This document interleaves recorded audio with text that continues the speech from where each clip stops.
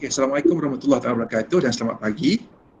Terima kasih dan selamat datang ke Research Webinar Series 2.0. Pada hari ini, kita akan bersama-sama Profesor Madya Dr. Norziana Lokman. Saya bacakan sedikit berkenaan dengan data belakang Dr. Norziana Lokman. Profesor Madya Dr. Norziana Lokman merupakan Fellow Penyelidik di Accounting Research Institute, ARI, dan fokus penyelidikan Dr. Norziana merangkumi corporate governance, corporate disclosure, corporate social responsibility dan juga corporate sustainability. Pada hari ini, Dr. Norziana akan berkongsi pendidikan beliau dengan tajuk Rehabilitating Ailing Companies, Discussion on the New Corporate Rescue Mechanism. Kita teruskan dan saya serahkan pada Dr. Norziana untuk teruskan dengan perkongsian ini. Terima kasih. Assalamualaikum semua partisipan. Assalamualaikum to all the participants. So today is my turn to actually talk about my studies that title on Rehabilitating Ailing Companies, i.e. on discussions on the new corporate rescue mechanism. My topics fall under ARI research cluster, which is corporate integrity, ethics and risk management. Can I start the presentation? Yeah, please. My title is on Rehabilitating Ailing Companies. There is discussions on the new corporate rescue mechanism. These topics is actually fall under ARI research cluster, which is on corporate integrity, ethics and risk management. Before I actually start my talk, first of all, I would like to explain what we mean by ailing companies. So, ailing companies is actually referring to the companies that is facing financial difficulties or financial distress. And rehabilitating is actually a way or a process where we try to restructure the company debts and try to rescue the company business and turn the business around from a financial distress situation into a normal condition so that the company business can continue as a going concern. As the introduction, first, one of the key characteristics of a company is that it's a perpetual succession. So this perpetual succession actually considered as one of the key attractive factors that attract the owner of the business to form their business into a company. So when the company is formed, then the company will get these perpetual successions and we expect that the company able to serve its purpose and able to sustain for a long period. However, there are numbers of factors which can lead company to a financial distress. One of the factors is in terms of the management incompetence, means the person who run the business does not have enough knowledge or lack of business knowledge or organizational knowledge on how to run the business properly. Example, let's say if the people who run the business doesn't know how to market their products or how to distribute their products, this can actually lead company into financial distress. Another issue is in terms of the capital of the company. So when company is formed, they're supposed to have enough sufficient capital in order for the company to run its business. So it's important for the company to have a sufficient amount of capital so that the company are able to run its business without any kind of disruption. Another factor that can lead to financial distress is poor credit management. So if company are unable to manage their credit properly, this can also lead company into a financial distress.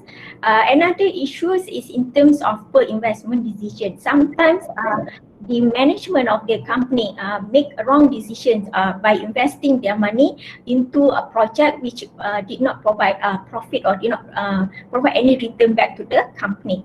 Or sometimes company try to diversify their business into some things that they don't have knowledge or they don't have capability in doing so. So this is another factors that can lead company to a financial distress.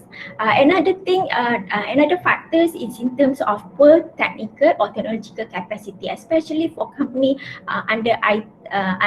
providing IT or companies under manufacturing companies. They need to have a machine or equipment of high technology in order to turn the raw material into the end product. So if the company are unable to use the most advanced technology in order to produce their products, okay, they will lose to the other companies or to the competitors which can use a better technology. And on top of that, of course, when the company want to use the most advanced technology, they will need lots of money. Okay, so if the company capital is not sufficient to buy the technology or to buy the machine or equipment, then company will also face a problem in terms of the financial distress. And then another factors or another problem that can lead to financial distress is over expansion or non-expanding of the company. Over expansion means that the company is too eager to expand its business without realizing that the company doesn't have the capability or in terms of the capital or in terms of the human resource to enable the company to expand its business. And not expanding means that after a few years company been running, they are not willing to change the way they're doing the business, or they are not expanding the business fast enough to compete with the other competitors. And last but not least, issues such as fraud or personal use of the business fund. This commonly happen amongst the private company, especially because this private company normally is run by family members, and when they run the business, they sometimes use the company fund as like their own money. But actually, when you form a company, okay, a company and the owner of the company is two separate legal entity. So a capital that belong to the company is actually belong to the company and it's not belong to the owner of the company. Okay, so these are some of the factors that can lead to financial distress. Okay, and because of that factors, okay, and then the company will show some of the symptoms of financial distress, such as the company having problem in terms of lack of cash, problem in terms of default payment, or payment, and say extend the creditors payment from 30 days to 45 days and sometimes until 2 months later, then only they pay. So these are the kind of symptoms which shows that the company is having financial distress. So as a result of that, company most of the time choose to wind up their company as a way as a way out of the financial distress. Okay, so what do we mean by winding up? So winding up is actually a process of bringing an end to a company.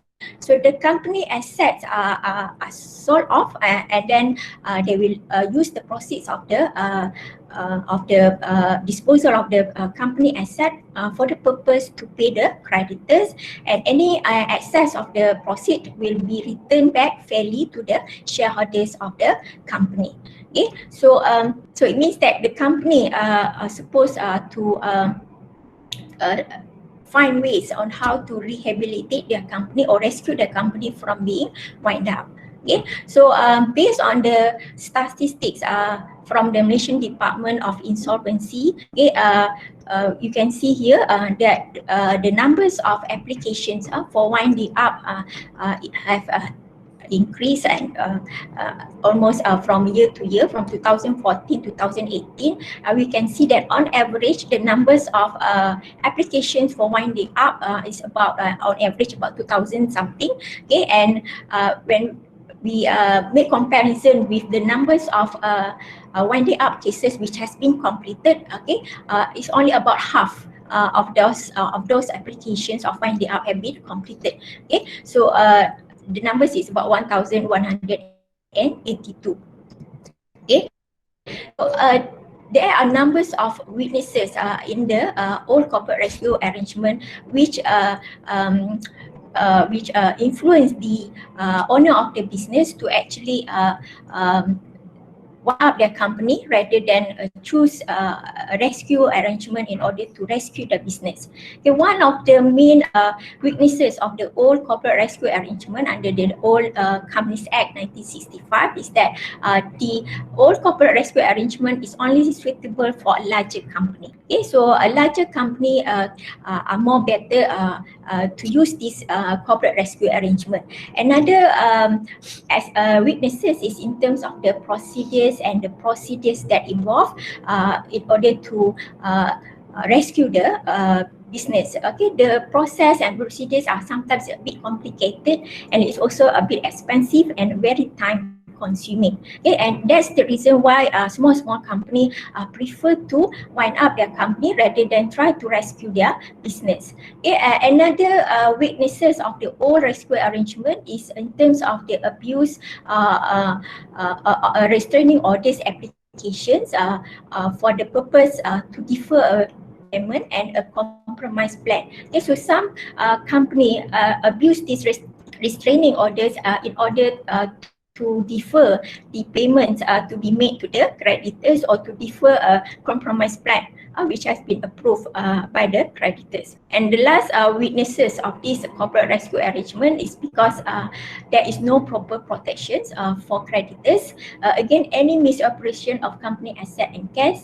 Because why? Because under the old corporate rescue arrangement, it allowed the current directors or the current management to actually run the business. Okay, so of course the creditors are not happy with this.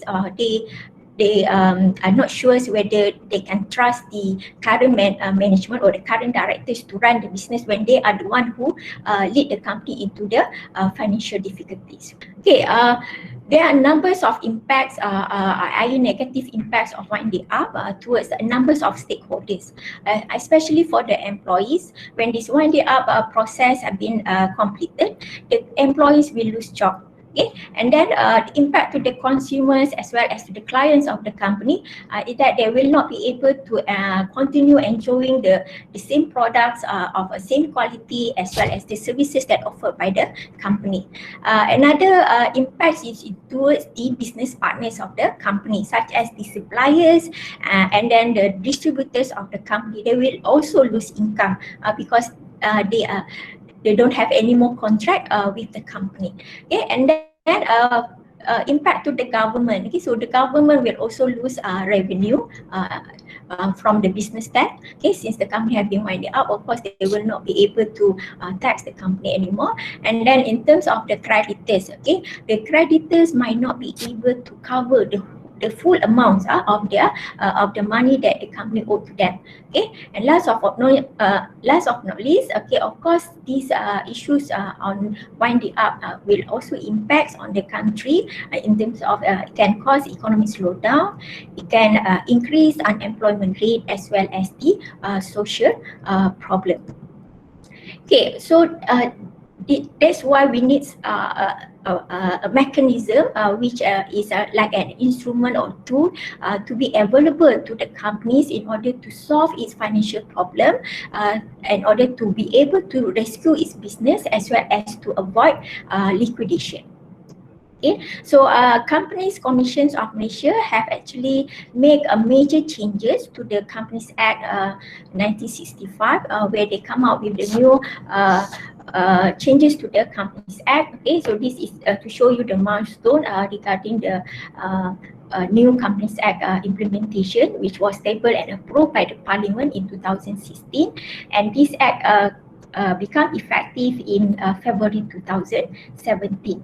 Okay. However, the implementations under the changes on the corporate rescue mechanism only became effective or implemented in March 2018. Okay, so under this new corporate rescue mechanism, which was introduced by the Companies Commissions of Malaysia, there are two types of rescue mechanism. Okay, the first corporate voluntary arrangement. This is proposal or of arrangement how to restructure the company debts.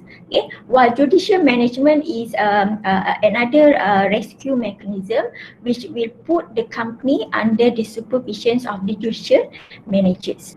So we will look at the main objective of this corporate rescue mechanism. So the first objective of this corporate rescue mechanism is actually to assist company, okay, in financial difficulties to be rehabilitated, so that these company are able to be rescued and avoid liquidation. Okay, and another objective is to provide some form of flexibility, especially to the companies that having troubles in paying their debts in compliance with the rules under the Companies Act. Okay, so now we will look at each one of the mechanisms under corporate rescue. Okay, so the first one we look at the corporate voluntary arrangement. Okay, so this corporate voluntary arrangement is a proposal to restructure the company debts. Who can actually apply for this rescue mechanism? So a company which is a private company or a sendirian berhad company can actually apply for this rescue mechanism. Okay. However, if the company have created any charges or have a secure creditors, then they are not eligible to apply for this rescue mechanism. Okay. Another thing is that the person who can initiate this CVA is either the directors of the company or the judicial managers or the liquidators. Okay. So if let's say the directors is the one who initiate this CVA, okay, the directors is responsible to prepare a proposal, okay, a proposal regarding the restructuring of the company debts. Okay, and this proposal need to be presented to the what we call the nominee. Okay, so the nominee is a person who is responsible to monitor and implement the proposed CVA.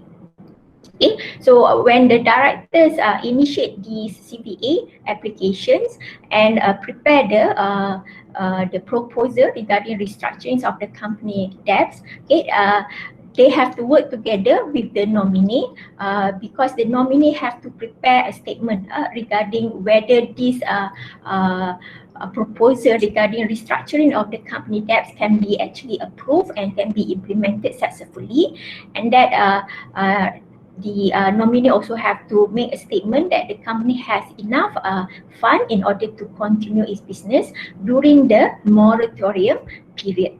Okay, so the nominee will be the process managers, okay, to implement and file the CVA and plus to file the restructuring of the director of the company debts, okay, at the court. Okay, so the nominee will file the CVA plus the proposal to the court, okay, by filing Form 1. Okay, so the nominee will also responsible to table, okay, this proposal plus the CVA applications at the members meeting.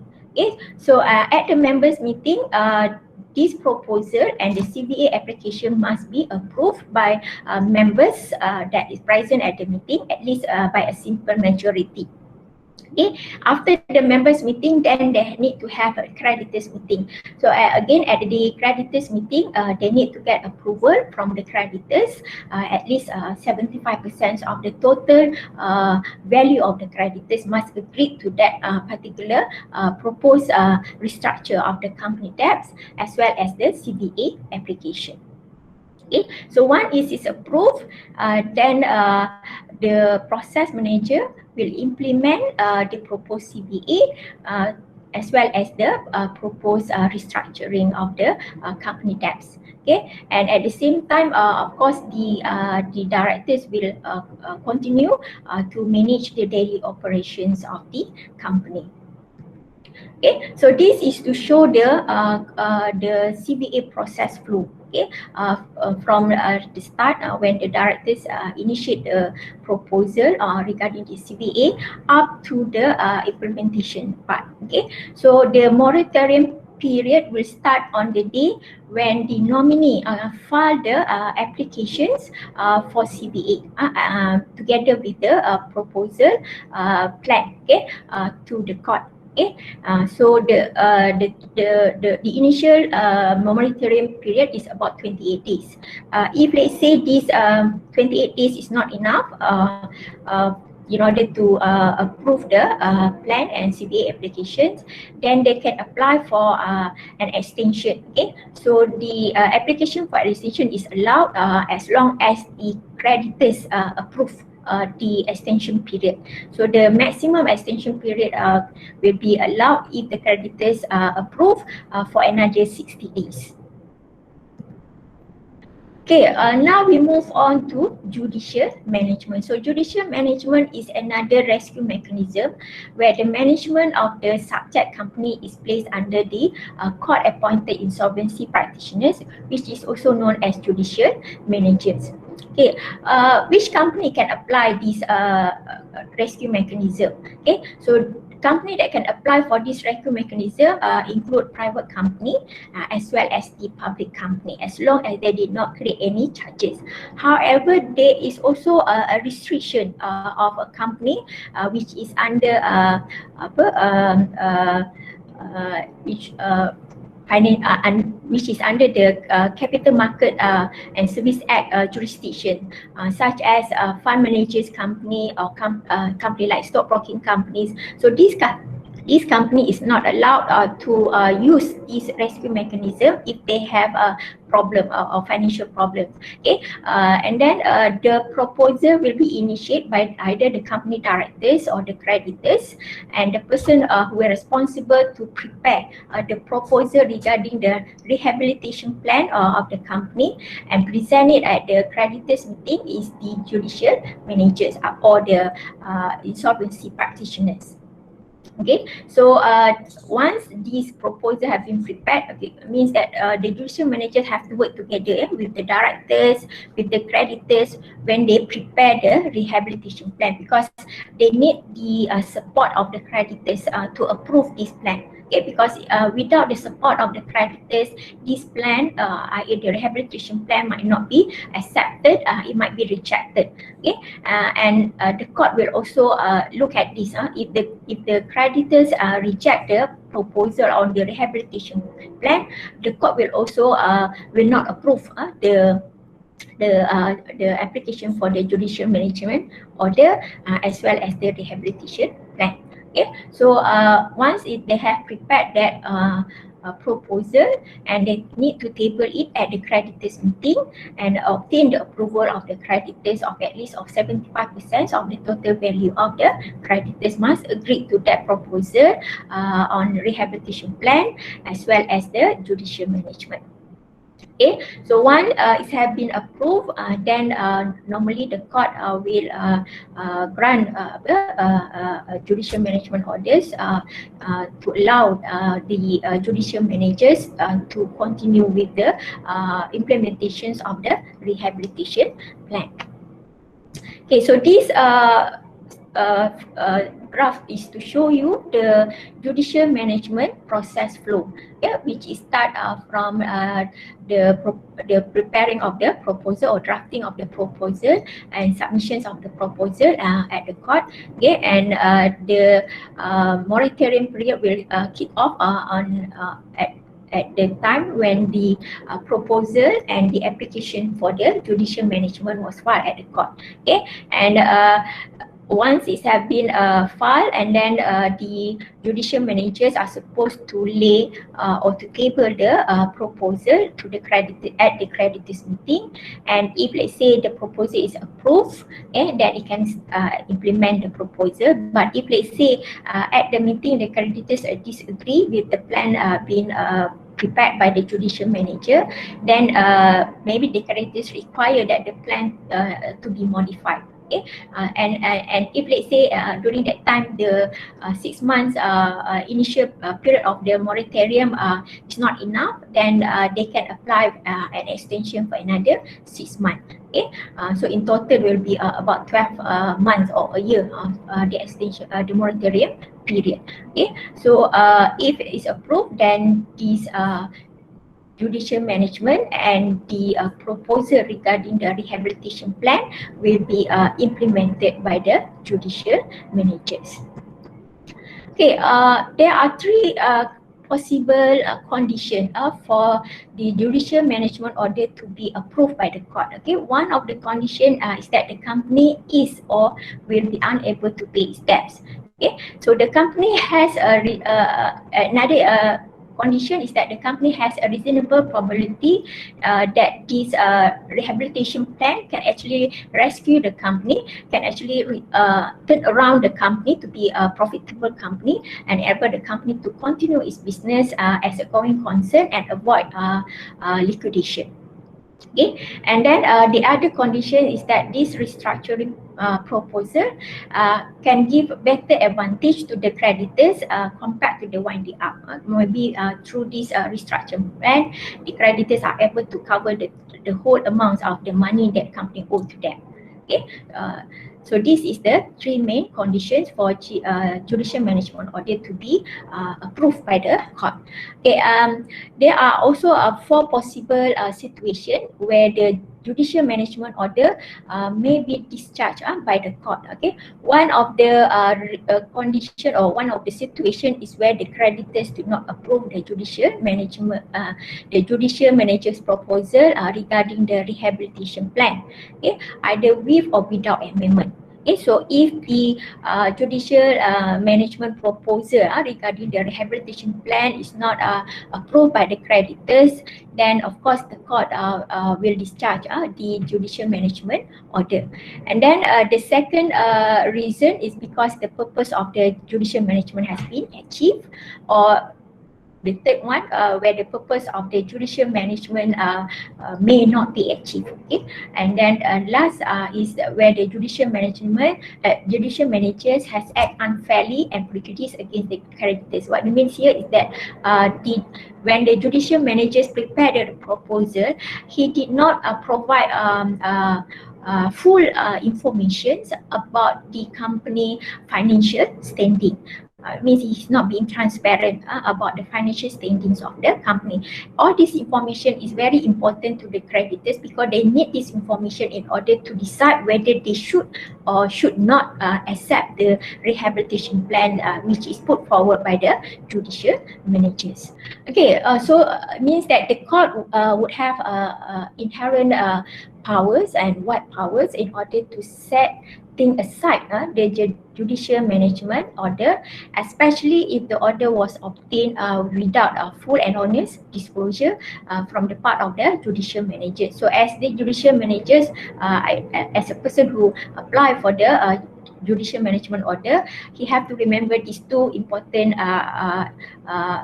issues. That is, one, it's important for the judicial managers to provide full disclosures about the material facts of the company financial position.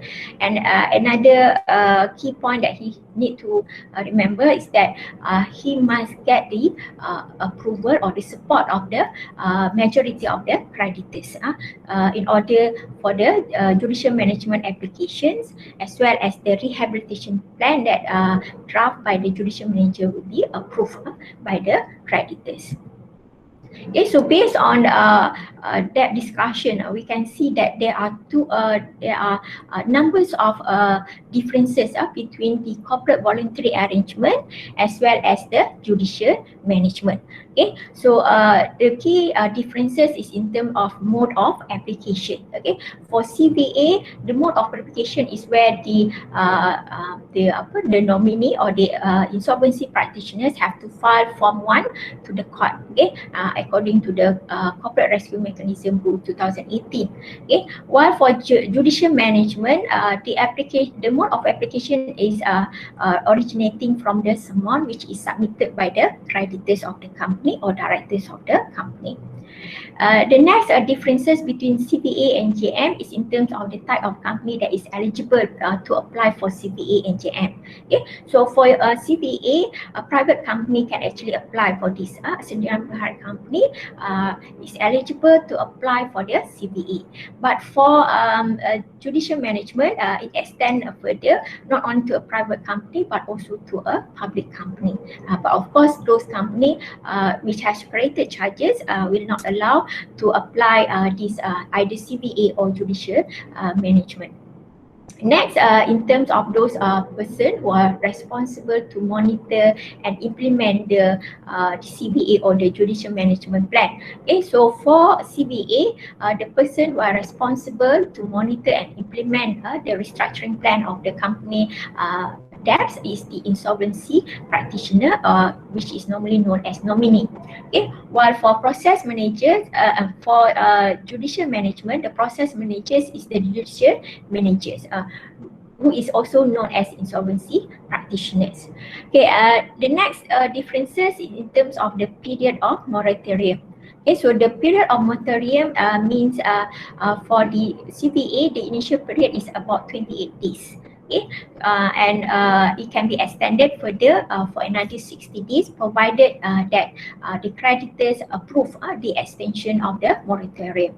Okay, while for judicial management, the period of moratorium, the initial period is about 6 months, okay, and they can apply for an extensions of this moratorium for another 6 months, but it's subject to the court approval.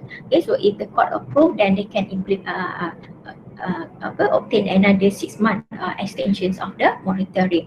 Okay, and the last differences is in terms of the court approval. Okay, for CBA, they don't require any court approval as long as they file the applications of the CBA and the restructuring plan to the court, and then they notify the result of the creditors and members meeting, whether they approve or not approve the applications of CBA as well as the proposal regarding the restructuring of the company debts. Okay, while for judicial management, they need to obtain the court approval, okay, every step of the way, in order to enable the judicial management as well as the rehabilitation plan can be implemented.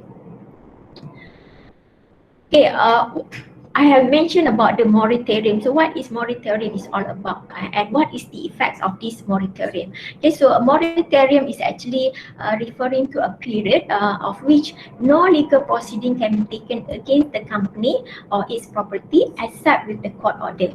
So during the moratorium period, either 28 days or 60 days for the CBA, and for judicial management, either 6 months or up to 12 months, okay, there will be no person can take any legal actions or legal proceedings against the company as well as its property. Okay, and during this period also, there is no resolution can be passed at the members meeting, or there is no petition can be put forward by the creditors or any parties in order to wind up the company.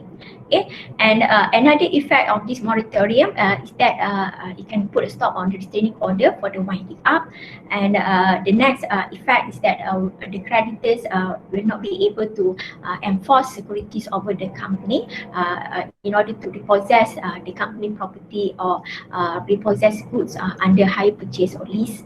And the last one, the effects of this moratorium is that during this period, okay, no transfer of shares is allowed and no step can be taken in order to alter the members' status. Okay, so that is what I mean by moratorium. Okay, so there are numbers of limitations of CRM. Even though CRM is good, it means it provides some form of options to companies, especially for small companies, to rescue their business. But there are some limitations which is applicable in terms of for CVA. Even though small company can apply for this rescue mechanism, but only those companies without without creating any charges or did not have any secured creditors may apply for this corporate rescue mechanism. But if they have charges or if they have created charges, then they are not eligible to apply for this rescue mechanism. Okay, another limitation is for judicial management, where the judicial management restrict companies such as those companies under licensed institution or companies that is operated under the designated payment of the Bank Negara Malaysia, or companies that is fall under jurisdiction of the Capital Market Securities Act 2007, such as fund managers company as well as stockbroking company. If they are facing financial difficulties, they are not allowed to use this mechanism in order to rescue the company. Okay, and the last limitation is in terms of where the creditors were given veto powers in order to reject the application either for CBA and JM, as well as to reject the rehabilitation plan, which has been proposed by other insolvency practitioners for these methods. Okay, so go back to my studies. Okay, my studies title is I'm study on the reasons and the characteristics of a company that opt for the winding up instead of rescuing the company. So the main objective of my study is to look at the reason why company opt for the winding up, and the second is we want to look at the key characteristic of the company which have the tendency to use or to wind up the company instead of rescuing the company. Okay, so based on the data that we find, okay, the data that we collect, we found out that companies under these industries, which is a wholesale and retail trade, is the majority those company that will apply for the winding up, followed by the construction company, and then a company under finance, service, insurance, property, and the next one is the mining company. So this is the companies that are prone to choose winding up against the rescue arrangement. Okay, the next one data regarding the status of the company, whether the status of the company is Bumi Putra or non-Bumi. So based on the result that we get, okay, majority of those companies that apply for this winding up are those company which is non-Bumi, okay, about 51%, while 46% is the Bumi company, okay, and the other 2% are those company which the owner is actually a company, means it's a subsidiary company to a holding company, while another one is equal shareholders, because we cannot differentiate because the numbers of shareholdings of Bumi dengan non-Bumi tu 50-50, so we just put there the status as equal shareholders. Okay, in terms of capital, okay, as we predict that companies that have a small amounts of capitals would likely to opt for winding up rather than trying to rescue the company. Okay, so based on this statistic, it shows that companies that have a capital within a range of $2 to 100,000, okay, will opt for winding up when they are facing the financial difficulties. Next is in terms of the year of establishment or the age of the company, which is counted from the date the company was incorporated up to date when the company filed for the winding up. Okay, so based on the data that we get, we found that a company which is operated less than 3 years, okay, has more likely to opt for winding up when they're facing the financial difficulty. This means that companies under 3 years of age, okay, need to ensure that they run their business properly so that they will not end up be closed down through the winding up process. Okay, and then it shows also that company that have been operated for more than 10 years still having problems, and then they opt for the winding up. This company mostly those companies are not willing to change the way they're doing their business, okay, and too slow to keep up with the new changes around the corporate world. Okay, another result that we found in terms of the reason. Okay, what are the reason that company opt for this winding up? So based on the numbers of factors, we we have identified 4 main factors. The first one is unable to pay debts. Secondly, dispute between directors and the shareholders. The third factors is where the company failed to submit the statutory documents or statutory return to the Companies Commission of Malaysia. And the last one is when the shareholders themselves pass a resolution regarding the winding up. Okay, so based on the data that we get, we found that majority of the company that choose to wind up the company state the reason for the winding up is because they are unable to pay debts. Okay, and only small numbers, about 75 application, which actually state that the reason they wind up because the shareholders unanimously agreed to wind up the company. Okay, but the others reason are no takers. Yeah. Okay, so that is the result of my study. So now I just want to provide some updates about the application for the corporate voluntary arrangement and judicial management as up to year of 2020. Okay, so based on the statistic or based on the record that we get from the CCM, okay, in year 2019, application for CVA is only 2. Okay, there is only 2 applications being made by the company to rescue the company under CVA. And in year 2020 up to 30th April 2020, there is no application being made by the company in order to rescue the company under CVA. Okay, while for judicial management in 2019, there are about 10 applications to rescue the company using judicial management mechanism. While in year 2020, okay, up to 30th April, not up to the today's date. Okay, so up to the April 30th, okay, there are already 19 companies apply for the judicial management. So we do expect that this number will triple by the end of the year. Okay, so what is the future research that can be looked into if any one of you are interested to do research on this topic? Okay, so one of the potential research that you can carry out on these topics is in terms of to study on which rescue mechanism that is more effective. Okay, either is it CVA or judicial management. Okay, and another one is the study on the insolvency perspective, because the insolvency practitioners is the one who directly involved in the process of CVA as well as the judicial management. So in getting understanding of their views about this corporate rescue mechanism can actually be beneficial for us.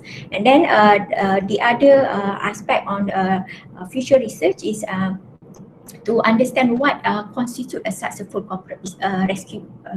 So this will require us to actually come up with the measurement tool or indicators of successful business rescue. Okay, and the last areas that look in terms of the moratorium period, whether the moratorium period of 28 days to 60 days for CVA is sufficient enough for the company to actually prepare or come up with the good restructuring plan, and for judicial management about 6 months or 12 months, is that enough? Okay, so this kind of areas of future research can be done on this. Okay, so I think that's the end of my presentation. So I can open my session for the Q&A. Okay, terima kasih Dr. Norziana. Sangat menarik topik ni. Ramai yang ada di webinar ni, ada 250 orang sedang mengikuti. So kita buka untuk soal jawab lah. Doktor, berkenaan dengan dalam konteks MAS dan juga tabung haji, adakah mereka menggunakan CVA ataupun JN ni? Tabung haji, they are not allowed to use this corporate rescue mechanism because they are under the under the Bank Negara punya ruling. So they are not allowed to use this corporate rescue mechanism. Okay. Okay, so all those company macam financial institution, they are not allowed to use this rescue mechanism in order to rescue their business or their company.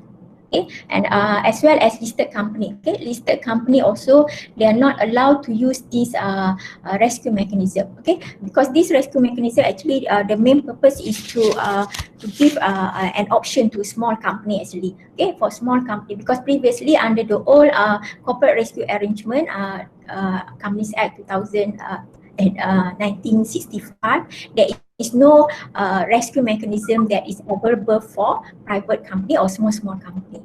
Okay, because listed company there are different options which is under the Bursa Malaysia, okay, which is known as PN17 company.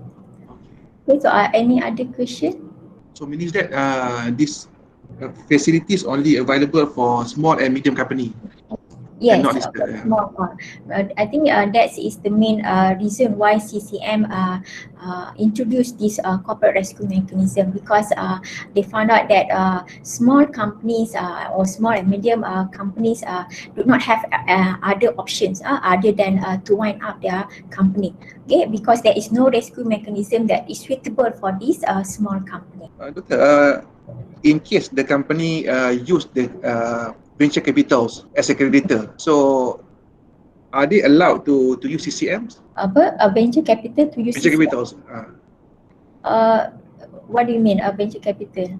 Venture capital means that like angels capital, so they put some their monies onto the company to means that to improve the financials of the company, to seek for the new project. And normally when we talk about venture capitals or angels ni more pada startup company lah.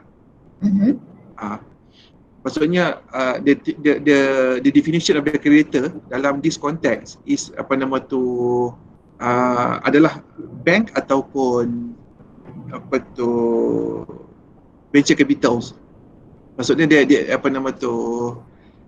he holds some shares from the company. It means that if let's say the venture capital is the one who invests in the company. So is it possible for the company to apply for corporate rescue mechanism? Yeah. That the questions. Okay, it doesn't matter who is the shareholders of the company. The important thing is that the creditors. Okay, so if the creditors disagree, okay, with the restructuring plan or rehabilitation plan put forward by either the nominee or the insolvency practitioners, then this plan or this corporate rescue mechanism will not be able to be implemented. Okay, because you need to gain the approval from the prospect of the creditors. 75% of the total value of the creditors must agree. Okay, members for shareholders only 51%, a simple majority only. Okay, so there is no issue on that. Assalamualaikum, Dr. Norziana. It's a very good sharing, very nice sharing. Thank you. So we got something from SME punya rehabilitation for the company yang financial distress kan. However, the method that you have to discuss ni lebih kurang sama macam factoring. Are they the same, Dr. Norziana? Factoring means that the company gadaikan invoice dia pada bank untuk bank bagi loan, and then so that dia boleh bayar balik hutang pada company yang dia berhutang tu. Lebih kurang macam mana? No, I think it's totally different because companies that is under corporate rescue mechanism, either they apply for CVA or under the judicial management. Okay, the person who will be responsible to implement it is either the judicial manager or the insolvency practitioners. Okay, so yang you mentions about the factoring company tu is different from that. Okay, Siti Balkish. Dr. Balkish dari Sekamat. Oh, Dr. Balkish. Thank you. I nampak. Because tadi I macam confused. Is it the same mechanism like factoring? Now I sedar that is a targeted point. But this is specially approached by nak tolong SME yang distress kan? Thank you for sharing. Thank you. There's no more questions. Before I end my talks, I would like to thank the organizing committee for organizing this research webinar, and I also would like to thank the to ARI as well as the PNC Office of Research and Innovations for giving me the opportunity to share my knowledge and to share the findings of my study. Okay, I think a lot of thanks to Ari because Ari have provide me or grant me a research grant which enable me to carry out this study. Bagi pihak Apel Mantu TNCPI Office, saya mengucapkan terima kasih kepada Dr. Norziana atas perkongsian ini dan juga Ari dengan topik yang sangat menarik pada hari ini. So, memandangkan dah tak ada soalan, kita punya Q&A. So, kita akhirilah kita punya sesi pada hari ini. Okay, terima kasih semua. Terima kasih. Assalamualaikum.